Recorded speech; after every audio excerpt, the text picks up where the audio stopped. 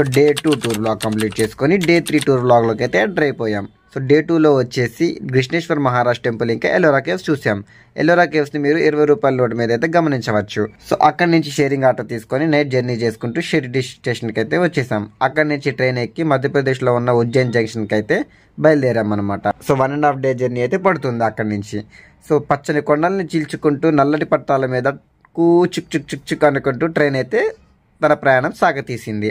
So ఫైనల్గా మేమైతే ఉజ్జయిన్ జంక్షన్కి అయితే రీచ్ అయిపోయాము. సో ఉజ్జయిన్ జంక్షన్ దిగగానే దగ్గరలో ఉన్న డార్మెంటరీకి వెళ్ళి అయితే మేము ఫ్రెష్ అప్ అయిపోయాము. ఫ్రెష్ అయిన తర్వాత దగ్గరలో ఉన్న పంజాబీ రెస్టారెంట్కి వెళ్ళి పంజాబీ స్టైల్లో ఫుడ్ ఆర్డర్ చేసామన్నమాట. సో చూస్తున్నారు కదా, చూడడానికి ఇంత ముచ్చటగా ఉందంటే తినడానికి ఇంకెంత టేస్టీగా ఉంటుందనేది ఒకసారి ఆలోచించండి. సో అలా ఫుడ్ తినేసిన తర్వాత షేరింగ్ ఆటో తీసుకొని ఫైనల్గా మేమైతే ఉజ్జయిన్ మహాకాళేశ్వర్ టెంపుల్కి అయితే చేరుకున్నాం. ఇది అతి పురాతనమైన ఆలయం అనమాట.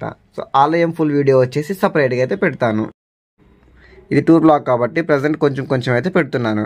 సో ప్రస్తుతానికి అయితే ఇక్కడ అభిషేకం జరుగుతుంది. సో అందరూ దర్శనం చేసుకోండి. సో అలా దర్శనం చేసుకొని క్యూ నుంచి బయటకు వచ్చిన తర్వాత కాసేపటికి మనకి స్క్రీన్ మీద శివుడిని భస్మారతి కోసం అయితే రెడీ చేస్తున్నారు. సో ఆ టైంలో మనకి 4L ఉండదు కాబట్టి మనం బయట నుంచే చూపించాం. సో దాని తర్వాత మహాకాల్ లోక్ అనేసి ఇక్కడ కారిడార్ అయితే ఉన్నది. దాని వీడియో కూడా మనం సపరేట్గా అయితే పెడతాం. ప్రజెంట్ ఇక్కడైతే 2-3 ఇమేజెస్ అయితే పెడుతున్నాను. సో అలాగా మహాకాల్ కారిడార్కి అయితే కొంచెం తిరిగేసి ఇలాగా చాలా టైప్స్ ఆఫ్ ఇమేజెస్ అయితే ఉంటాయి. సో దాని వీడియో సపరేట్గా అయితే చేద్దాం.